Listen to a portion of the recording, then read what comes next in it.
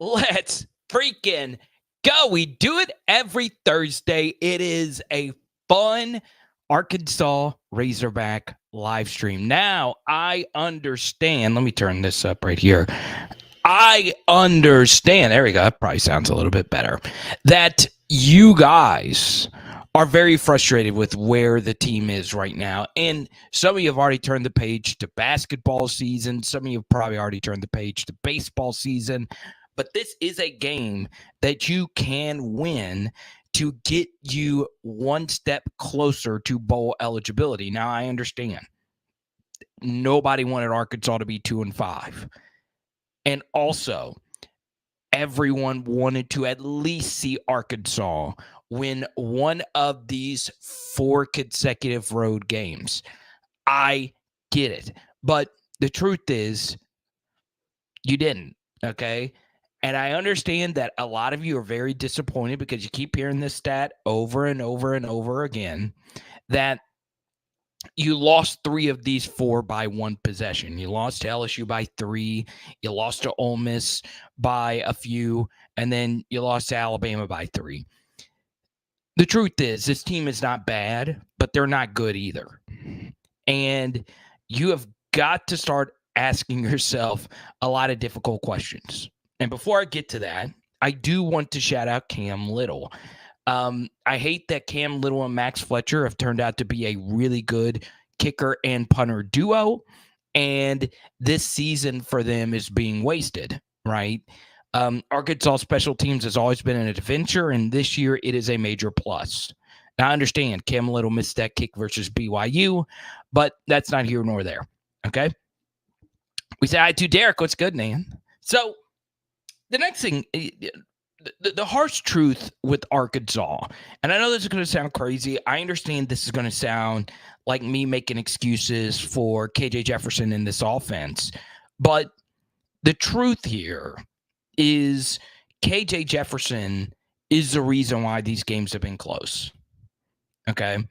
The Ole Miss game was not a good performance. The Texas A&M game was not a good performance. But the LSU and Alabama games, if there was just another quarterback in instead of KJ Jefferson, those games would have been blowouts. Okay? I think he is playing well enough for you to win this game versus Mississippi State. Now, I understand this is going to be a home game. I understand that it is very deflating to be on a 5-game losing streak, and you might not have a whole lot of fans in attendance. I would also, if I was an advisor to Arkansas Razorback Athletics, I would never, ever let my team go on the road for 4 consecutive games. Don't ever do that. Okay? Ever. And I will venture off to say that there has never been a football team that has been on the road 4 consecutive weeks outside of a playoff setting. Okay? Obviously, if you're in a playoff setting, it's different. But I doubt there has ever been 4 consecutive scheduled games away from home. And that does not include the season opening trip to Little Rock. So I understand it is nice to have all these home games just kind of backloaded here for Arkansas, but it's also kind of a situation where you could say, well, it's a little too late. So never do that. Never, ever, ever do that. I understand in college football, we tend to think that the month of November is the most important month, right? Because you play all your marquee games. Your rivalry week game is normally that last Thanksgiving weekend. But the truth is, there is no separation between the beginning or the end of the season. There just isn't. You've got to win all your games, or you got to win as many games as you possibly can. And in college football, out of all the American sports that we have, the beginning of your season matters more than any other sport because the regular season matters so much. It's a good thing for you as a college football consumer. So some tough, hard-earned lessons here. And I understand that those aren't things that you like to hear because, well, those things actually happen.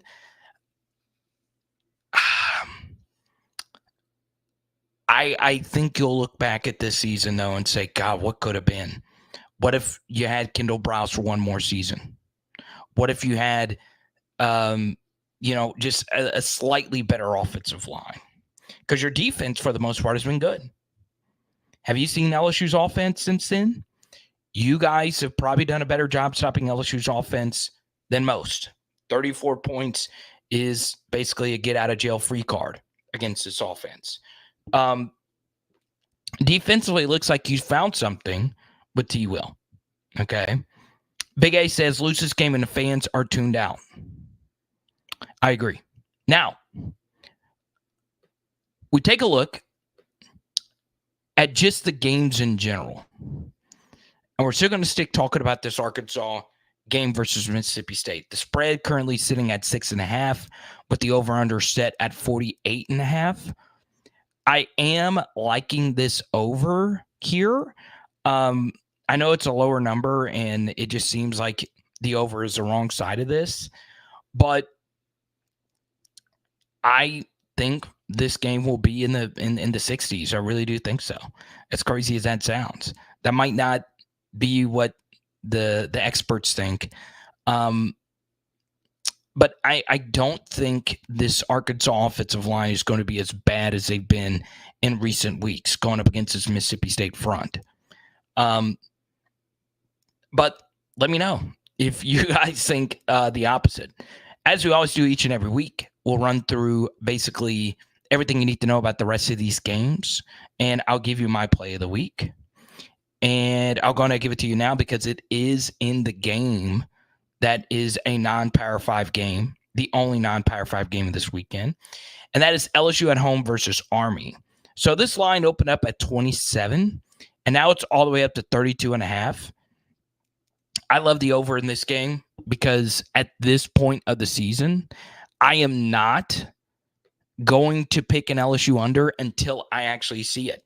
They have comfortably cleared the over-under each and every week at 59.5. So I got to go with the over here. I think this is my favorite play. I think Army will be able to score some, but there you go. It wouldn't shock me if LSU gets to 60 on their own. So that's probably my favorite play. But once again, the LSU defense has been mostly porous, and there you go. You look at the rest of these games, Missouri at 7.5 versus South Carolina. I think that's a little much, if you ask me. Obviously, South Carolina's defense is abysmal. Missouri's defense is actually kind of sort of good. This game being at home after a gut-wrenching loss the week before, I think you could make a case that South Carolina's defense is the worst in the SEC East. So I am going to go with the Gamecocks covering this 7.5-point spread. You got Ole Miss on the road here versus Auburn. Ole Miss 6-point favorites. That line has shrunk some. You would like to think Ole Miss goes on the road and covers this game versus Auburn. I'm here to tell you, y'all, Lane Kiffin just cannot win a big game to save his life outside of LSU. And I certainly don't trust Lane Kiffin on the road in this spot. So I'm staying away from this one. I know Auburn looks like just dog water, but I think they'll be in better position to play a lot better than they did last week versus LSU. And we save the creme de la creme here.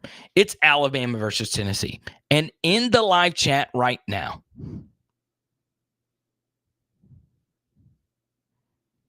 let me know. Do you believe Alabama will win, or do you believe Tennessee will win? We go to Big A here. It's not just the all-line. It's the offense, period. We have no weapons, no wide receivers, no running backs. So I understand that even my LSU people get on me for being a KJ fanboy. Okay? KJ Jefferson has every excuse in the book as to why he sucks this year, or sucks compared to his expectation. And those excuses are justified. This offensive line is so bad. It is so bad. It would be one thing if they were bad just in the SEC games, but they have been bad in practically every game that they played. Okay? There are no skill guys on the outside that scares you outside of Armstrong. Tesla's good hands. Everybody else, as far as the skill guy is concerned, just ain't cutting it. They have no weapons, none. The running backs are kind of middle of the road. Okay, now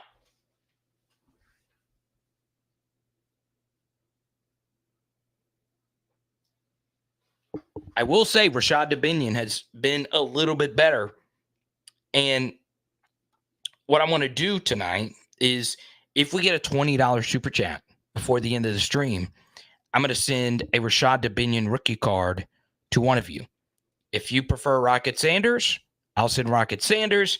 If you prefer KJ Jefferson, I will send you a KJ Jefferson. Either one of those three. If we get a $20 super chat, it goes to you.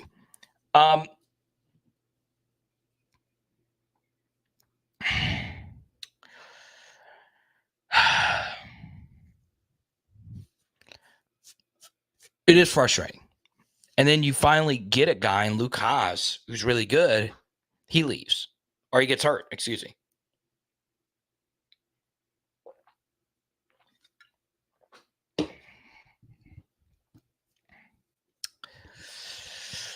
Not good. Not good at all. Now, Big A says, KJ hits the portal after the season because we killed his draft stock. Here's a mistake KJ Jefferson made. And I applauded his loyalty before the season. I did. I gave him a lot of credit for staying loyal with Arkansas. But after the Kansas game, what I would have done if I was KJ Jefferson is test the waters. I would have put my name in the portal, or at least let it be known that you're interested in going to the NFL. Okay? He had all the leverage in the world. You won a game where your defense stunk, and he carried you to a victory. Everyone that's an Arkansas fan knows you would have won maybe 3 games without him last year. And then the offensive coordinator left, and Kendall Browse. So what I would have done is said, look, you guys got to pay me to come back, or I need to go to a new situation. Either way, one thing that I have learned is if you are a quarterback, you need to pack your bags and go to a better situation. You just do. And KJ should have looked at the situation that he was given and said, hey, I need to get the hell out of here. And I understand that's not what Arkansas fans want to hear. But if I was KJ Jefferson, I would have said, look, you guys need to go get me a receiver out of the portal. You guys need to rebuild this offensive line around me. Go find another Ricky Stromberg. And he put too much faith in Sam Pittman, and it just didn't work out. This offensive line is the worst Sam Pittman has ever had. And honestly, it's worse than any Chad Morris offensive line. And I think if you look back at the team that Arkansas had when Dan Enos ran a good offense, yes, it helped having Brandon Allen, and they had Drew Morgan and Jared Cornelius and those guys. They're good players, but that offensive line was stacked, right? They had Sebastian Tretola and all those guys, right? But you look at the quarterbacks in college football this year, there's not many that stayed at their initial school. They all left to go to better situations. If your current team is changing offensive coordinators, pack your bags. It's not going to be the same. If your team doesn't have good weapons on the outside, pack your bags. It's not going to be the same. Because look, Matt Landers left. If I was KJ, I would have said, hey, that's kind of tough for me to overcome. I'm losing Matt Landers. And Matt Landers was a dog last year towards the end of last season. He should have asked, hey, is there a receiver out there we can go land that is better than Matt Landers?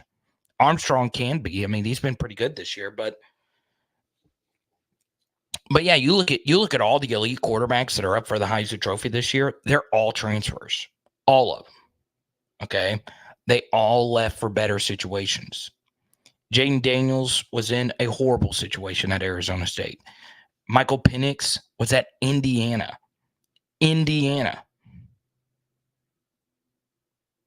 Okay, leave.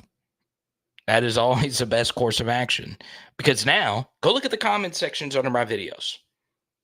Okay? Go look at the comment section. You got these Arkansas fans saying, well, I'm not sure if KJ was ever good. KJ can't read a defense. A bunch of BS like this. Okay? Sure. He's on a Peyton Manning level processor. He's not Patrick Mahomes back there. It's not his game.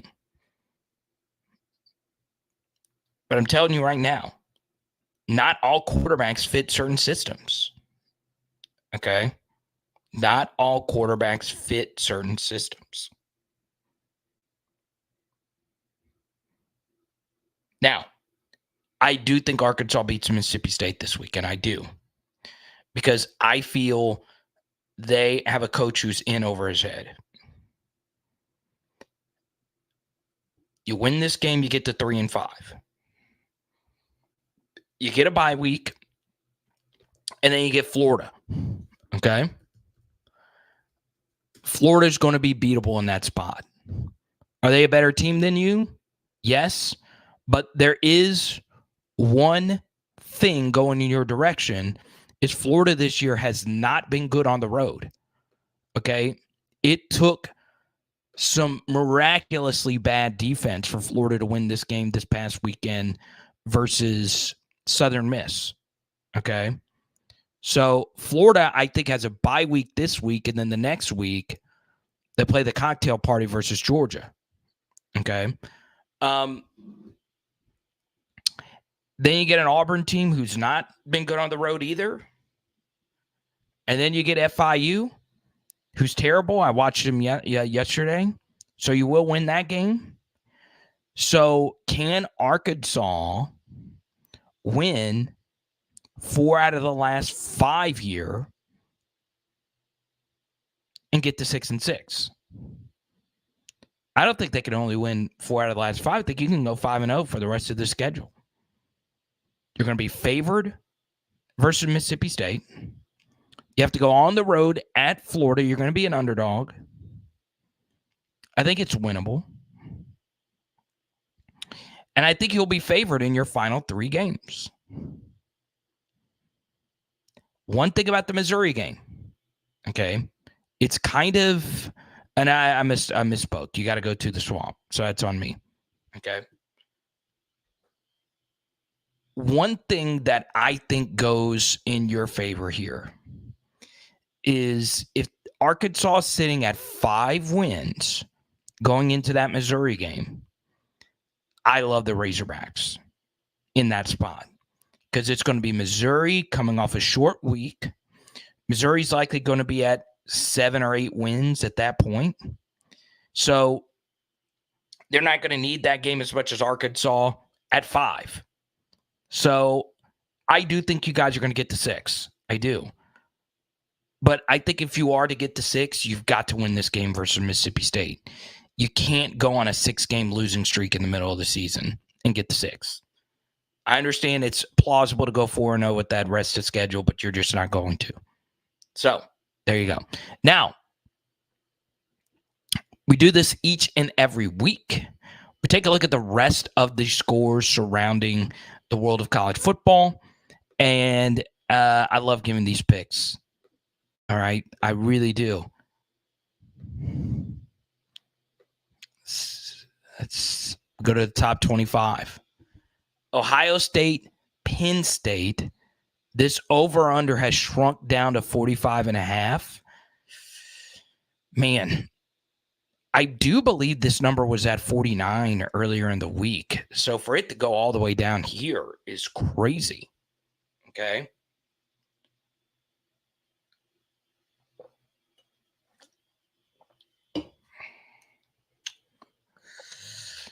Man, that is a major fate of that Penn State offense. I don't know. I like UCF to cover here versus Oklahoma. 17.5 is a lot. I think Gus is going to come in and make this interesting. I do. Okay. We move along here. Texas going to Houston is interesting. North Carolina 23.5 over Virginia. Oregon at home versus Washington State, 20 and a hook after a gut-wrenching loss a week before.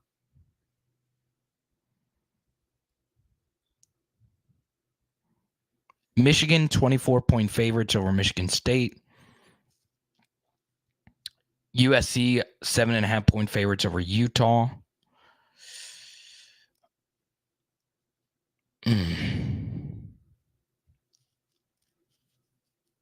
I think Washington's going to blow the brakes off of Arizona State.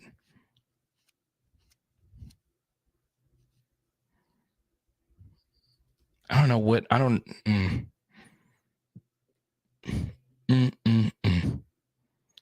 I've gone cold during the middle of the season on some of my plays. I have. So let me know what you guys like.